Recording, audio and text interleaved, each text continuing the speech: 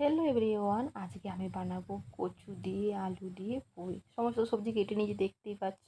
এখানে ঝিঙে আছে, পুঁই আছে, কচু আছে, আলু আছে। সমস্ত সবজি আমি কেটে ভালো করে ধুয়ে নিচ্ছি। বর্ষা ঋতুতে এরকম পুঁইয়ের তরকারি আমার দারুণ লাগে খেতে। কড়াইয়ে তেল দিয়ে এখানে বিড়ি করার বড়িটা আমি আগে ভেজে নিচ্ছি। সেই তেলে পাঁচফোড়ন আর পেঁয়াজ কেটে রেখেছিলাম, সেই পেঁয়াজটা আমি ভেজে নিয়ে এখানে কেটে রাখা সমস্ত ভেজিটেবলস আমি দিয়ে দিয়েছি। এভাবে ভেজে একটু সামান্য নেব, কারণ যাতে এই ভিতরে জলটা আছে সেটা শুকনো হয়ে যায়।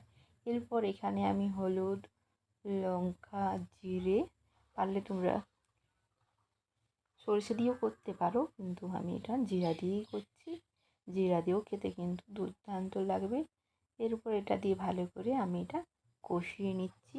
এরপর এটা বয়েল হওয়ার জন্য আমি জল দিয়ে দেবো। যেহেতু কচু আছে, একটু বেশি জল দিয়ে এটা বয়েল করে নিতে হবে। এখানে ভেজে রাখা বিড়ির কড়াই যেটা হয় বড়ি, সেটা দিয়ে ব্যাস নামিয়ে নেবো। ব্যাস তৈরি আমার পুঁই কচু রেসিপি। ভালো লাগলে লাইক, কমেন্ট, শেয়ার করতে একদমই ভুলবে না। আর ভিডিও ভালো লাগলে আমার পেজটা অবশ্যই ফলো করে পাশে থাকবেন।